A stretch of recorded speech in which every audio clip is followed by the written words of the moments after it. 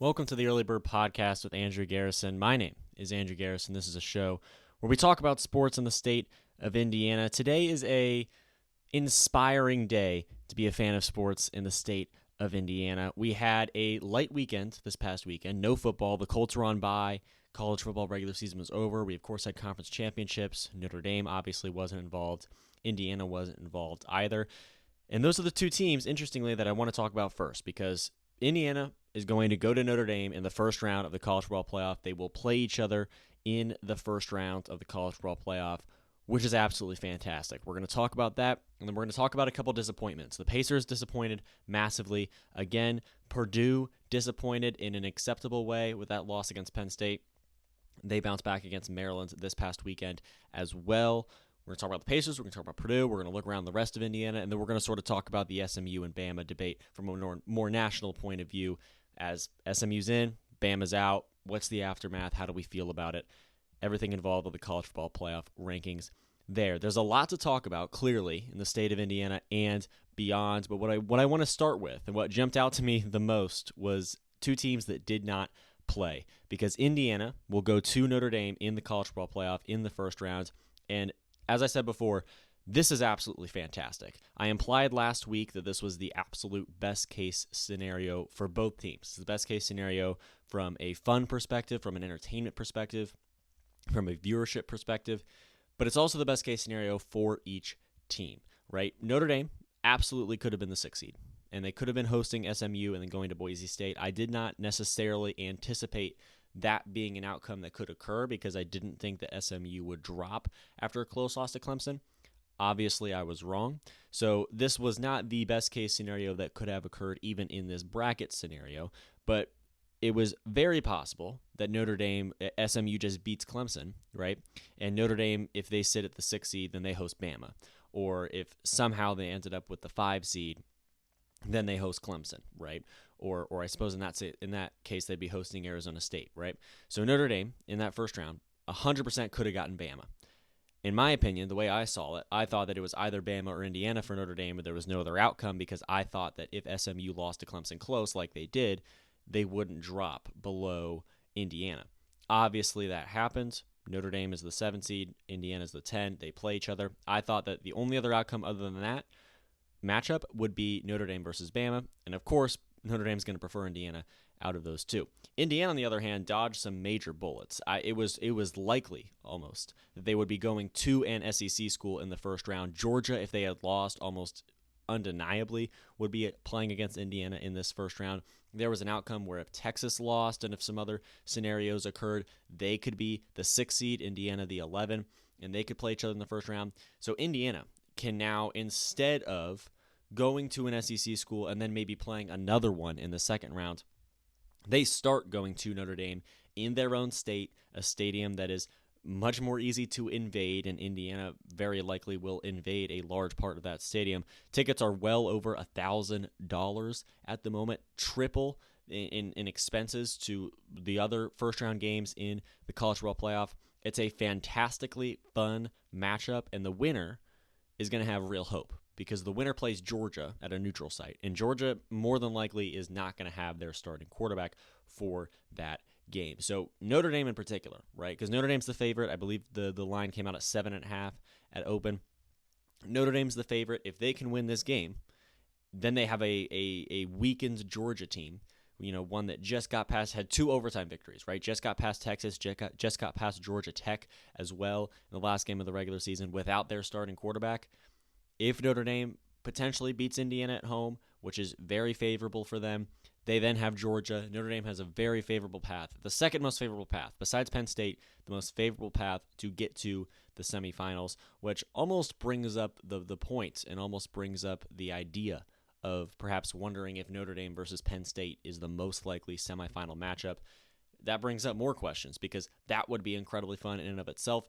And the winner of that's going to the championship. We could live in a world where the national championship consists of Penn State or Notre Dame, which is not at all what we would have anticipated at week 1, at week 6, at week 8, 2 weeks ago even, to suggest that Notre Dame and Penn State could manage to find a path to the national championship game. But regardless, let's start with Indiana. We talked a little bit about Notre Dame. I want to start with Indiana.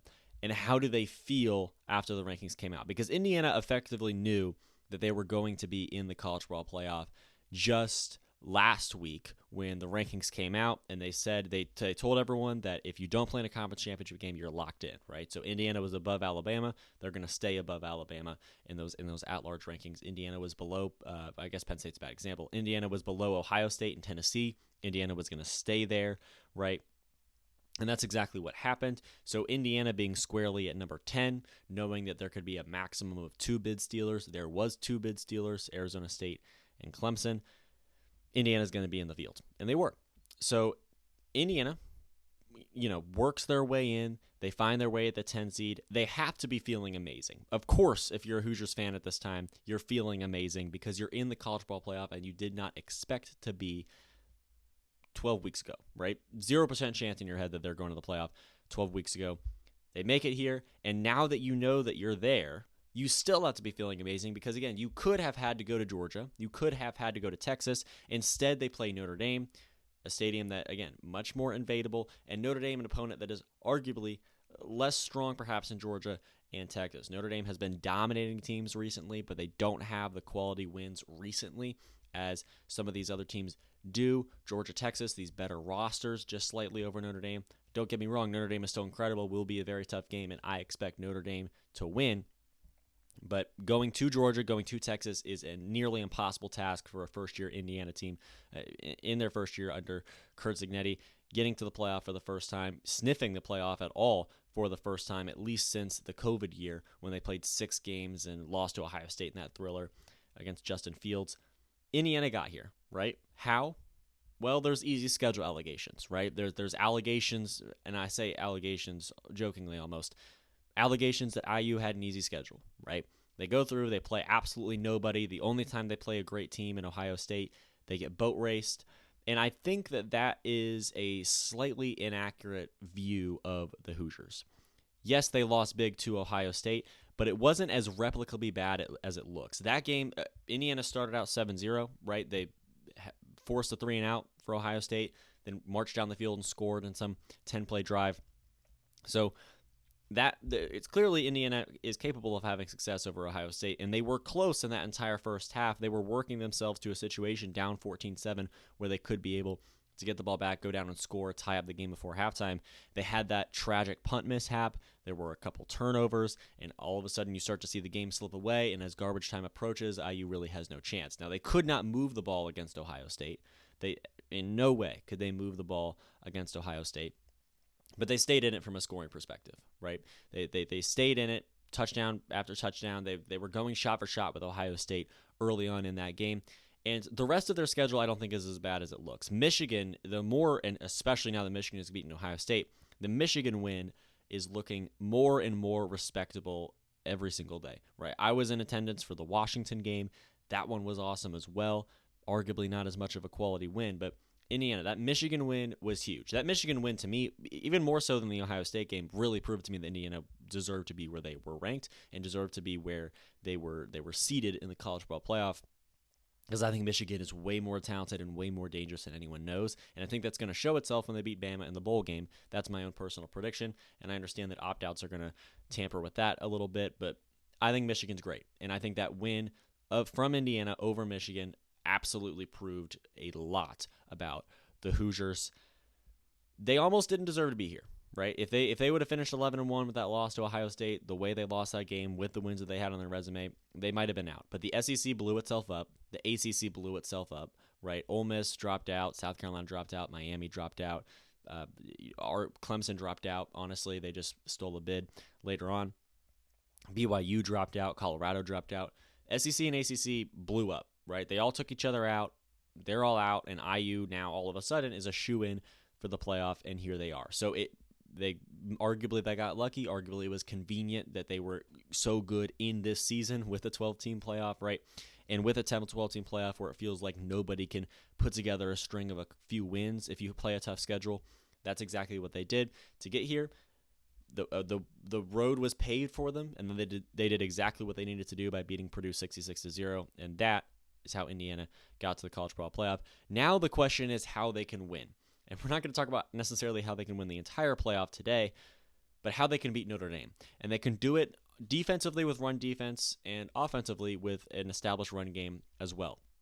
The run game has to be won by the Hoosiers, and that's going to be nearly impossible. It doesn't even have to be won. It just has to be competitive, right? Justice Ellison, at the end of the game, we should be looking at the scoreboard if Indiana won and saying the rushing yards are close, right? The rushing production across the board is close between Justice Ellison and Jeremiah Love. Jeremiah Love is Notre Dame's best player. He's incredible. He single-handedly dominates teams, right? That Virginia win, the Army win, right? Like, Jeremiah Love 100% can take over a game for Notre Dame, and he has against inferior opponents week after week after week after week ever since that loss in week 2 to Northern Illinois. Northern Illinois, by the way, has one of the top 5 defenses in terms of preventing other teams from gaining yards in the country. Jeremiah Love's your best player, right? So Indiana, to counteract that, has statistically the best rush defense in the country. Now, I understand the fact that they're playing against teams that maybe have weaker running games than you have SEC schools that are getting run all over. You have Ohio State as Quinshon Judkins, right, who's running all over people. So different schools with different schedules are going to have different difficulties of preventing the run. Indiana statistically has the best rush defense in the country. That has to at least mean something. That has to mean it at least is somewhat efficient and productive. They allow just 80.5 rushing yards a game, less than 100 rushing yards a game. Jeremiah Love has 1,100,000-yard rushing games. So something has to give there, right? Unstoppable force and immovable object. Something is going to have to give. So Indiana's best rush defense in the country statistically could be used to take away Jeremiah Love or at least significantly restrict him. That takes away the Irish's number one strength, and then if you're the Hoosiers, you can go from there, right? Start by taking out Jeremiah Love as much as you can and moving forward. Got to have an established run game on offense, though, as well, right? That's the case for a couple reasons, because the winter weather is going to be difficult to deal with, especially through the air, and that's going to affect both teams, even though they're both in Indiana, even though they're both theoretically, quote-unquote, used to it, right? Poor weather conditions, that's going to inhibit the passing game. Justice Ellison has got to be churning early on. Notre Dame has the third best pass defense. That's going to make things difficult to deal with. They have a menacing secondary across the board. Justice Ellison has got to be an anchor. And the Notre Dame Fighting Irish as well, in addition to their third best pass defense, they don't have a weak position group in the front seven. Their defensive line is incredible. And when Indiana has played incredible defensive lines, namely Ohio State and Michigan, they haven't been able to move the ball. They've scored I believe it was actually 15 points in both games. They scored 15 points in each. They scored 20 against Michigan. So 20 against Michigan, 15 against Ohio State. I believe less than 2 yards per play against Ohio State in non-garbage time minutes. So when you're playing elite defensive lines, it's been very difficult for the Hoosiers to move the ball. That is just going to straight up have to change against Notre Dame. And that's what makes this matchup so difficult, is the fact that the winter weather conditions are going to be poor, right? And Notre Dame's entire defense is incredible. Pass defense, incredible. Run defense, incredible. Pass rush, incredible. So Notre Dame is going to have an ability to lock down IU early, get out to a 10-point lead, and then just maintain that the rest of the game on the ground with Jeremiah Love. That's the way Notre Dame has won games all year. That's the way they should be able to win this game against IU in the first round. Let's talk about Notre Dame, right? We keep hinting at it. We keep sort of teasing it. Let's talk about Notre Dame. They should be slightly disappointed.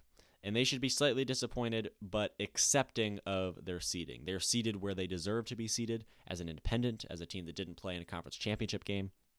They dip down to number 7 as Texas loses and they get jumped by Georgia, right? So Texas remains ahead of them. Penn State remains ahead of them.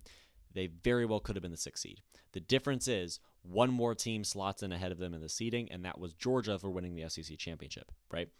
If that doesn't happen, if Texas wins and if Oregon wins, as they did, it'd be number 1 Oregon, number 2 Texas, number 3 number 3 Boise State, number 4 Arizona State, and then number 5 Penn State, because they should stay above Notre Dame, not getting punished for losing their conference championship game, and then number 6 Notre Dame. And that would put them in that position where Penn State is at the 6th seed, where they host SMU and then play Boise State in a neutral site game, and they are resoundingly the favorites to go to the semifinals. Penn State is favored to go to the semifinals, right? If you bet money on the Penn State to make the semifinals, you will lose money, right? It's that likely that they're going to do it at that 6th hole in the bracket. That's where Notre Dame could have been if that overtime result between Georgia and Texas is flipped. They're not. And that's very disappointing because you do have to host a white-hot IU team that, despite that loss to Ohio State, has been incredibly dominant all year. And you do still have to play Georgia. So Notre Dame has, I would say, the second most favorable draw. I think Texas at the 5 seed, honestly, got one of the toughest out of those top 3 at-large teams because they host Clemson, who's a very talented team, right? Despite the fact that Swinney has been reluctant to use the transfer portal, they do have a very talented roster. They have been winning games. They did just beat SMU, and they were up big in the first half. And then they would have to play Arizona State, another white-hot team that just won a conference championship as well. Texas is coming off a loss. Regardless, Notre Dame, they could have been the 6 seed. They're not. They're the 7. They're accepting of that because that's what they deserve. But it's a bit disappointing knowing how close that Georgia-Texas result was and could have been. Notre Dame lost in Northern Illinois. That happened in week 2. That happened months ago. I remember that game. It was shocking, and the discussion at that time was that maybe Notre Dame wasn't going to make the playoff. At that time, we still thought USC was going to be awesome. They were a top 10, top 15 team, around the time that they were about to play LSU, right? And the discussion was that maybe Notre Dame wasn't going to make the playoff, even with that one loss, even if they would beat LSU or USC, especially with that loss to USC. We would think that this Northern Illinois loss would kill them. Now, similar to Indiana's path to the playoff, the world blew up around them. The SEC blew up, the ACC blew up, and Notre Dame had a perfect road paved for them to walk into the playoff. And they not only walked into the playoff, they walked in peaking in the AP and the College World Playoff rankings at number 3 and finishing at number 4. Notre Dame was totally fine. The 12-team playoff gave them enough of a cushion. They, I believe, would be in the playoff even if they did not have that cushion. Totally fine, right? Lost to Northern Illinois, but just in the specific season that we're in, it ended up not being a problem at all.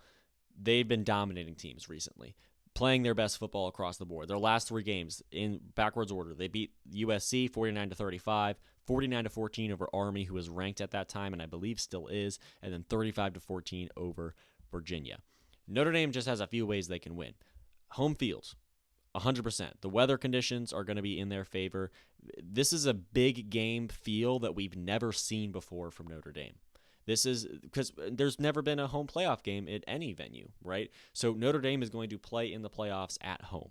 That is something that we have never seen or felt before across the board in that stadium, and that knowing that Notre Dame fan base, it's going to be electric, and knowing that Indiana fan base, it's going to be electric. Home field for Notre Dame is absolutely pivotal in this game, and that's a huge reason why these tickets are over $1,200. Notre Dame has better talent, all right, across the board. Notre Dame has better players. They're putting better players on the field than Indiana is. They should be able to just show that. Physically stronger, faster, more athletic, more talented, whatever words you want to use, Notre Dame is better across the board. That doesn't mean they're going to win, right? We see that in college football every single year, but it means that they should be much more likely to. They should be favored to, and they are, and they should have enough of a head start in this game, perhaps, to where in these conditions with the better talent and with matchup advantages, they should be able to beat IU across the board. Notre Dame's last 4 recruiting classes have an average rank of 10.5. Indiana's last 4 average recruiting class rank is 42.5. That's the difference between these two teams. That's the difference between Notre Dame, surefire year after year, top 10, or just hovering around there, top 10 recruiting class type of team. Indiana just barely gets into the top 50, right? Again, doesn't mean Notre Dame's that much better than Indiana. Doesn't mean Notre Dame's going to win. It just means Notre Dame's talent is that much better than Indiana, and that's going to show itself, especially in a big-time game like this. Riley Leonard is theoretically better than Cordis Rourke. Jeremiah Love is theoretically better than Justice Ellison, and Bo Collins is theoretically better than Elijah Surratt. Those are the 3 skill positions on offense. Notre Dame checks the box on all 3.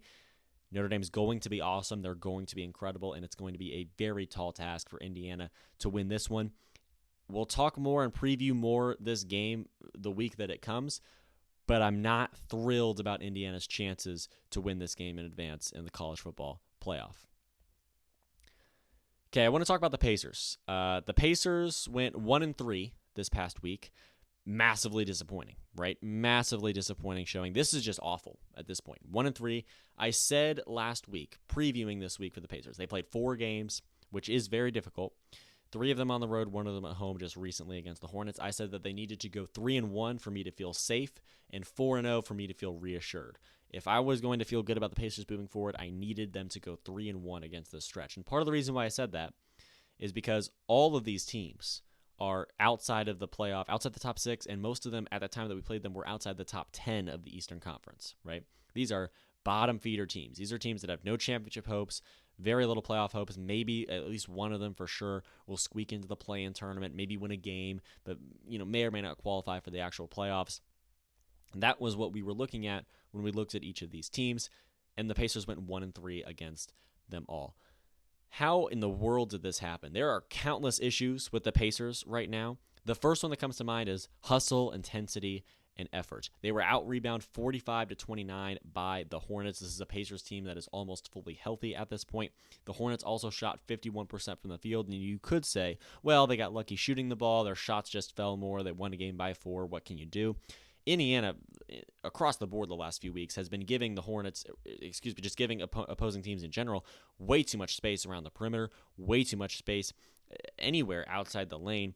Indiana, the way they play defense involves them sort of shrinking back towards the boxes and the elbows, the blocks and the elbows there. Still, they're giving up way too much space around the perimeter, way too much space across the backcourt of the floor. That's part of why Indiana has been defensively lackluster, and I feel like they're lacking hustle, intensity, and effort. I feel like they're lacking that tenacity that this team had last year as they go to the Eastern Conference Finals. They don't have it this year, and that's a big reason why they're 10-15. They also don't have a consistently dominant star, right? The top 3 scorers from this last game against the Hornets came off the bench. TJ McConnell, Obi Toppin, forgive me, I forget the last one, but their top scorers were coming off the bench, which is totally great. You have a great bench, but that only makes sense and that only is worth it if you have a great starting 5 as well. And most of them did not hit double digits against the Hornets, and that's a problem. And we need to have somebody scoring 20-plus consistently game after game after game. 30-plus would be great game after game after game. And that's the presence that we felt last year with Tyrese Halliburton. And that presence just isn't there right now. It just isn't there this year. We needed a TJ McConnell legacy game to even crack 100. We lost 109-103, if I'm not mistaken. 109-105, something along those lines. TJ McConnell had 30 in this game. That's not his role. He should not be the Tyrese Halliburton. He's a phenomenal role player. He's a phenomenal hustle guy to come off the bench. I love TJ McConnell. He's my favorite player. He should not be the one expected to drop 30 on a given night to keep us in a game that we're still going to lose. If that is the situation we're in as a Pacers team, there are major problems involved, and that is not a secret at all when speaking on the major problems present with the Indiana Pacers. This team's collapsing late as well. They've been in close ones, right? They've been running out of gas in those close games. They were tied late in the 4th against the Nets on the road. They, of course, only lost by 4. It was Brandon Miller free throws that ended it against the Hornets a couple nights ago at home. These are bad teams, right? The Nets are bad. The Hornets are bad. Of course, it's the NBA. No team is bad, but comparative to the rest of the league, the Nets and the Hornets are bad. And they're definitely not going to be in the top 6. They're probably not going to make the play-in tournament. And even if they do, they're probably not going to do much damage in it or the ensuing playoff bracket afterwards. If this is the fourth quarter presence the Pacers have, I'm just wondering where the fourth quarter Pacers is that I remember. Where's the fourth quarter Pacers that's able to put some streaky runs together to lift themselves over the Knicks or the Bucks? Winning a 7-game series against teams like that just sounds crazy at this point with the product that we're seeing on the court from the Indiana Pacers. I don't know exactly what the problems are. I just know there's problems. And a few things that jump out to me as signs of those problems are that lack of hustle, that lack of intensity, that lack of effort. No consistently dominant star that like we wanted Tyrese Halliburton to be. He went off against the Bulls. He's going to go dark for another 2 weeks if history holds true. And this team just collapsing late, not quite having it in him to win a close game in the regular season. It is a regular season game and an 82-game regular season, but at 10-15 and slipping in the standings, this is just completely unacceptable. And the Pacers have very little to be proud of at this point in the season. They do have some things to be proud of, though, and I want to talk about the positive side of the Pacers so far. They did beat the Bulls, right? The Pacers have lost 5 of their last 6.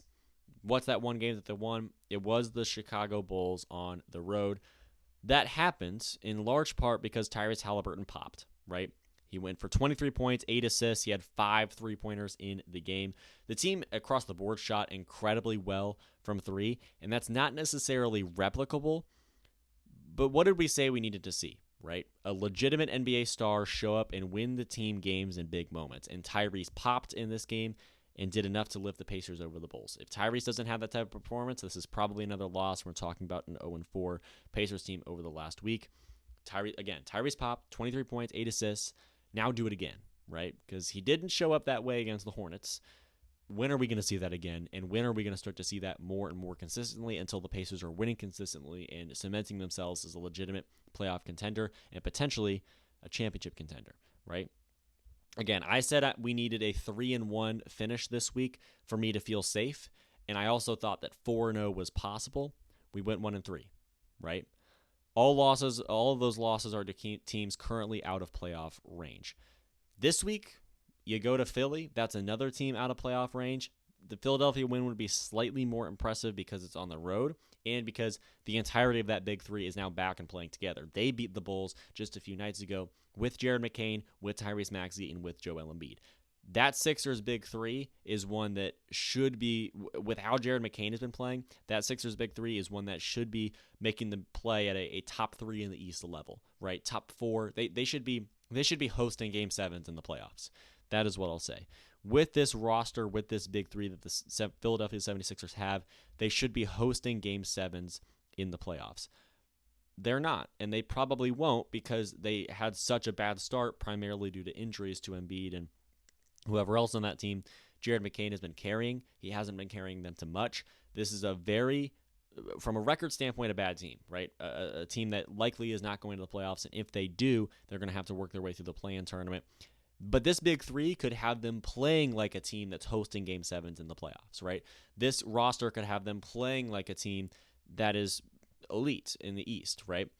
Not yet. It's their second game back together, but they won last time, and they absolutely can win again against the Pacers. If the Pacers can get that win on the road, I would be legitimately impressed, especially if they win it the right way. They host the Pelicans on Sunday at 5 p.m. as well. I believe that was a game that was added to the schedule after the NBA Cup, but the Pelicans, that's a big one, right? Again, revenge game at home. Pull out that win, go 2-0 this weekend, and take some weight off the shoulders of the entire community. That's what we want to see from the Pacers. I'm interested to see if that can happen. So the Pacers across the board, right? They're bad. They're struggling. We talked about the issues that they have, but this weekend, I think, could prove to be a break for them. If they can go to Philadelphia and win over the 76ers, and if they can host the New Orleans Pelicans, and win that game as well, split them and I feel fine, win both and I feel great. And that's what I want to see from the Pacers as we move forward into this weekend. Okay, let's talk about the Purdue Boilermakers. The basketball team. The football team, not notable all year long. Barely talked about them. But the basketball team is obviously one of the best in the country and one of the best in the Big Ten. But this week they lost to Penn State on the road. And I want to highlight how difficult it actually is to win games on the road in the Big Ten. You're going to notice very early on in the season how true that is. I would love to pull up the statistics 2 weeks from now as we're deep into Big Ten play and say, okay, how many times did the road team win, right? Across the board. Doesn't matter who's favored, doesn't matter who's playing. How many times did the road team win? I imagine and I bet that the home team in the Big Ten will have won 60% of the games in 2 weeks. It is impossibly difficult. From top to bottom in this conference, it is impossibly difficult to win games on the road in the Big Ten. It's a very difficult early loss for the Boilermakers and a hole that they're going to have now, a deficit in Big Ten play, but it's an acceptable one because I think Penn State's fantastic, and I think that building was very difficult to play in. Especially, I feel okay, especially considering how Purdue held the fort down against Maryland a few days later. It was a tough road environment, right? It was difficult. It was hard. State College is obviously a football town. It's a football school. But that basketball team and that basketball arena certainly has a lot to show for it, and they did have a lot to show for themselves in that game against Purdue. Tough road environment. It's almost impossible to play at peak efficiency on the road in the Big Ten. This was a sloppy game from a team that's not sloppy, and that's why I feel fine. That's why I just take this loss in stride as a lifelong Purdue basketball fan. Even though they go down 18-9 to start after an 11-0 run from Penn State and then never leading after that point, it feels like Purdue is okay, especially because of how they bounced back against Maryland. They scored 83 in that game. Braden Smith bounced back. He had 6 points against Penn State, 24 against Maryland. It's a tough game on the road, a Big Ten opener early on in the season. Purdue has been battle testing very well. They will have played 5 ranked teams by Christmas. It's a tough deficit to start off with in the Big Ten, but they're going to start winning games and they're going to start rolling. And especially as we get into the entire long-term stretch of Big Ten play, Purdue's not going to stop having success. Turnovers might be a long-term issue. That might be something that we need to look at because they had 24 total turnovers, 14 of them in the first half in this game. That led to 32 Penn State points. If an opposing team is scoring 30 to 40% of their points off of turnovers, you're going to start losing because not only are you handing them points, but you're giving up possessions for yourself to score. The turnovers might be a long-term issue. Penn State's great. I love Penn State, but they're not elite. And when Purdue plays an elite team, when Purdue plays a ranked team, even when Purdue plays a team that's projected to be a surefire top seed or top 8 seed in the NCAA tournament, those turnovers are not going to be. They're just not going to fly. That mark of turnovers, that level of turnovers, is just not going to fly, and it cannot happen. Penn State though is great. Penn State, they look strong, fast, athletic, talented, and with that crowd backing them, Penn State proved to me that they're an incredible team. This loss, in my opinion, is going to look better as the year goes on. I think Penn State's going to look better as the year goes on. They'll probably be ranked at least once in the AP poll so far this season. It's a recent tournament team after all, right? They were a 10 seed in the NCAA tournament just a couple years ago. This loss will improve in the vision of it. The perception of this loss will improve as the season rolls on. Purdue just got to take it in stride, continue moving forward. They bounce back against Maryland, and that's exactly as I just said, they need to move forward, just take this in stride, bounce back as soon as possible. They did against Maryland. Mackey Arena gets its turn to flex its muscles. They're the home team in this game, and Purdue wins. Braden Smith is the number one highlight for me. 24 points, 10 assists. He went dark and had only 6 against Penn State. I mentioned that earlier. And the question to me is whether or not Braden Smith is emerging as that pivotal Purdue guard. Purdue recently has been defined by Zach Edey, but prior to his presence as the number one player on this team, Purdue has been defined by some of these elite flashy guards. Carson Edwards, Jaden Ivey, 2 best examples right off the bat. Both were drafted. Carson Edwards now plays in Germany. Jaden Ivey is a leading scorer of the Detroit Pistons right now. He will probably play playoff basketball in the NBA at a high level.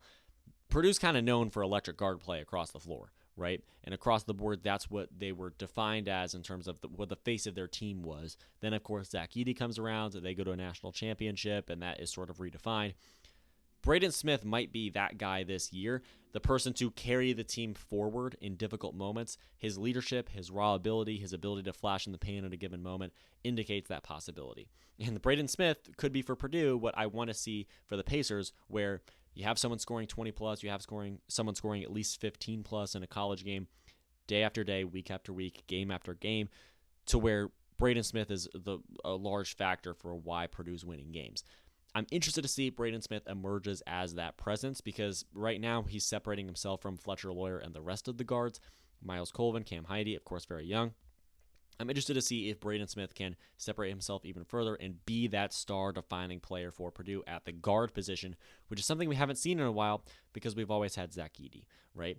That's what I want to see from the Boilermakers. That's what I want to see from Braden Smith. I want to see if he is that player. We're going to find out if he is that player very, very soon. Number 17, Texas A&M, and number 2, Auburn are next on the schedule. Both of those games are at neutral sites. Texas A&M is in the Indy Classic, though. That game's at Gainbridge, effectively a home game for Purdue. Those are the next 2 games on the schedule, right? Texas A&M and Auburn, both ranked in the top 20, both SEC schools, both awesome. There's a couple more big games early on for the Boilermakers to prove themselves with, right? They have big wins over Bama and Maryland, I consider to be a big win in the Big Ten. They won that game by 5. I've been very impressed with Purdue's early season scheduling. By Christmas, after these 2 games, they will have played 5 ranked opponents, right? Bama, Marquette, Ole Miss, and then Auburn and Texas A&M. Although they've racked up losses, and when I say racked up, I mean like 2. So even though Purdue has lost games, they've won some big ones early on. They have an incredible resume already going into Big Ten play, which is going to bolster it even more, most likely. Purdue's battle testing and passing those tests that they're setting for themselves, which is going to be massively beneficial by the time we get to March. It's palpable how much easier it is for Purdue to win when they're in Mackey Arena, right? A couple weeks ago just proves it. They beat Bama in their home building, then they went to Marquette and lost, right? They did go away from home for the Rady Children's Invitational. They won that. That was great to see, but they were struggling to fight out wins against Ole Miss and some of these other schools. They lose to Penn State, then on the road, then they come home, play Maryland, and they win resoundingly. Purdue's in a great spot. They're putting themselves in a great spot with their ability to win at home and still go into road environments and hopefully be able to take the crown in some of those games there. That's going to be massively beneficial when we get to March. They've battle tested very well, and it continues this week. So Braden Smith, can he take over against Texas A&M? Can he take over against Auburn? Whether he can or not, that's two huge games for Purdue as an entire team where they're going to be able to prove that they deserve to be sitting in the top 5, top 10 of the AP poll and sitting at the top of the sport, even without Zach Edey. Okay, I want to whip around the rest of the state, right? Indiana basketball. We're not going to do a full segment on them. They have a win over Miami of Ohio, 76-57, and Minnesota last night, 82-67. Some vast improvements for Indiana, some comfortable wins against somewhat quality opponents. Minnesota, of course, is a conference game. They'll likely finish at the very bottom of the league. Miami of Ohio is slightly above a mid-major, I would suppose, a type of team there. Some vast improvements and comfortable wins for the Indiana Hoosiers. Their offense has been absolutely clicking since Battle for Atlantis. They've scored 70-plus in the last 5 games, 80-plus in 3 of them, including a conference opponent in Minnesota, and 90-plus in that one game against Sam Houston when they almost got to 100. The question for me is, what happens when this team plays a tougher Big Ten team on the road? Purdue's loss exemplified how difficult that can be, and again, I really would love to look at the stats of how many times did the road team win in the Big Ten 2 weeks into the season, and even at the end of the season, because you're going to see a massive disparity regardless of who's playing who, how good they are, whether or not they're ranked. When one team goes to another team in the Big Ten, the home team almost always wins, and I think that's going to prove true for Indiana. They have one big test. It's against Nebraska this Friday. We'll preview that game this Thursday. When Indiana plays Nebraska, right, on the road, that's a road Big Ten game, and Nebraska might not be awesome, but it's a road Big Ten game. Penn State's not awesome either, right? And Nebraska is a quality enough team in the Big Ten, a conference game on the road, a tough one. That's going to be a massive, pivotal point on the schedule for Indiana where we are collectively going to look around and say, are Indiana what we think they are? Let's find out.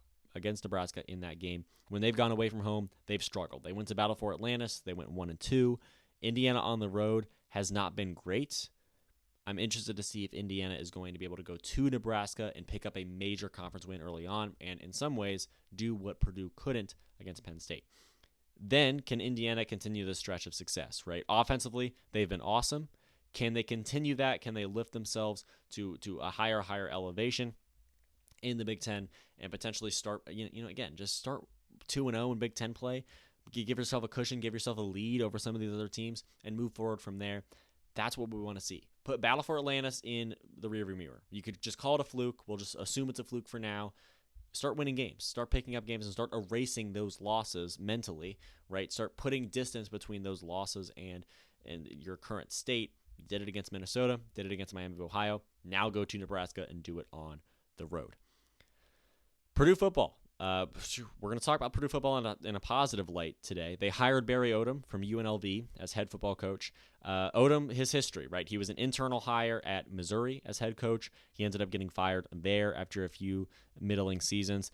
He then became the defensive coordinator for Arkansas and then turned around UNLV in 2 years, right? 3 years ago, UNLV was 5-7. They were an afterthought. And then they, UNLV with Barry Odom in year 1, went 9-3, went to the conference championship game, and then last year, of course, went 10-2, went to the conference championship game and had an opportunity to take down Boise State and make the playoff. He now is going to return to a power conference role with the Boilermakers. Purdue also lost a slew of transfers, right? Around 20 total so far. That includes Will Helt, Max Clare, Dylan Thieneman. They're going to have a vast array of starters lost for Purdue. This is going to be a true rebuild for Barry Odom. Not only did this team bottom out last season, but they also lost all the players that made up that team that bottomed out. They've added 0 transfers so far. They've lost about 20. UNLV was a senior-heavy team as well, right? Most of the production on UNLV is gone, just a graduation, whatever else. So Odom's not going to quite be able to bring in a transfer class like Cignetti did, where Cignetti at IU, he comes from James Madison, takes a lot of James Madison players with him, and then continues to do work on the transfer portal. Odom's not going to have that transfer portal head start, right? Because UNLV just they're the large quantity of their player base, they're all seniors, right? So Odom's going to come to Purdue. He's not going to be able to take a lot of production with him. This is going to be, and Purdue's is just there's a complete exodus from Purdue at this point. This is a true rebuild from Odom. This is a true rebuild from Odom, and it's going to be a very tall task, and Purdue's put him in a very bad spot, honestly. I think he's up for it, and I think he's up for it because of what he did to UNLV, because of what he has done and what he has shown promise of being able to do with Missouri and Arkansas. It's time for Purdue to be rebuilt from the ground up, brick by brick, which is kind of crazy because they were in the Big Ten championship game in the last 5 years. But this is where we are, and fortunately for the Boilermakers, I feel that it's only up from here. Okay, let's talk about Butler. Butler lost big at Houston, 79-51 on Saturday. We didn't expect an upset. Houston ranked number 6 at the time, playing at home. Butler wasn't going to have much of a chance to win this game, but it would have been fun. And this loss is totally fine from Butler. They have no expectations coming into the season. The fact that they have a record as strong as they do is incredible to see. I believe they're 8-2 after this loss to Houston. They're still a very strong and sneaky team, almost. They have some major tests ahead. They have Wisconsin at home. They go to Marquette and then have UConn at home as well, all in a row. That's 3 ranked teams, one right after the other. We will find out what Butler is capable of very quickly and very soon. They may be a team to watch in the Big East. We're going to find out if that's the case based on whether or not they can win these big games against ranked opponents at home. The game against Marquette on the road, totally okay if you lose that one big. Totally okay if you lose any of these games big. Because, again, Butler has no expectations coming into the season. Wisconsin, you bring to your own building. Hinkle Fieldhouse. UConn, you, of course, bring to your own building. Hinkle Fieldhouse. Can they win 1 or 2 of those games? That's the question for me with Butler. If they can just win one of them, and if they win it in a method that convinces me that they possibly could be a legitimately, consistently strong team, the Butler's a team to watch in the Big East. Whether they make the tournament or not, meaning the NCAA tournament, whether they make it there or not, they're going to play spoiler. They're going to have the ability to upset some teams, and they have an ability to do it early on in the season right now against UConn and Marquette, and then, of course, Wisconsin. So Butler's a team to watch. I didn't anticipate that, but we might be talking about Butler a lot more, especially once football season ends and we approach March. Butler might be a talking point for us across the board. Okay, let's talk about the college football playoff, right? SMU is in. Bama is out of the college football playoff field, and that was massively controversial to a lot of people. Let's go over the resumes first. We're going to go over the resumes, and then I'm going to give my opinion on this. SMU was 8-0 in ACC play. They have losses to BYU in the regular season, and that's, of course, a non-conference game, 18-15 at home, which is significant. And then in the conference championship game, they played Clemson, and they lost 34-31. So 2 3-point losses, somewhat quality losses, right? Ranked teams in BYU and Clemson. BYU is projected to be in the playoff all year. Clemson is in the playoff and an ACC champion. Now, SMU did have an easier path to the ACC title game, and then they lost that narrowly down the stretch. They had a few good wins. Pitt was ranked when they played them. So was Louisville. Both of those teams sort of fell by the wayside towards the tail end of this season. They have fairly good losses to BYU and Clemson. Effectively, SMU doesn't have very many good wins, but they have some good losses. They don't have any bad losses either. They beat all the teams they were supposed to beat, lost a couple games against ranked opponents, but SMU did all they needed to do. Bama, on the other hand, does have 3 losses, and they did not make their conference championship game. But they had a litany of impressive SEC wins. Their quality wins: Georgia, South Carolina, LSU are the 3 biggest ones. They lost to Tennessee, which was respectable. But they also lost to Oklahoma and Vanderbilt. And that's where Alabama sort of shot themselves in the foot. When the 12-team playoff, if you're Alabama with the schedule that they have, if you lose to Vanderbilt, that's totally fine. If you lose to Oklahoma by 21 in addition to that, that's where you start to have problems, and that's where you start to question whether or not Alabama deserves to be present in the college football playoff by the end of this thing. SMU would have been entirely out of the discussion with a loss to Clemson if Bama just pulls out one of those two games, right? If Bama just finds a way to beat Vandy, they just beat Oklahoma, they don't lose Oklahoma by 21 and don't lose to Vanderbilt. That's the list of things they need to do, right? One loss and then you're like the 6th seed, right? 2 losses and you're probably the 9 or 10, maybe going to Ohio State this week, right? Alabama absolutely could have been in the field. They shot themselves in the foot. And that's why I almost don't feel bad, right? That's why I don't feel bad for Alabama. And maybe SMU didn't deserve it either, right? Maybe they shot themselves in the foot by losing to Clemson and losing to BYU. But don't lose to Oklahoma and Vanderbilt the way you did. And if that's the case, this is a 9-3 team. Playoffs are probably out of reach anyway. And that's not the point, right? The point is not that Alabama shouldn't necessarily be capable of winning a national championship, because honestly, they might be. They're definitely capable of winning a playoff game or two.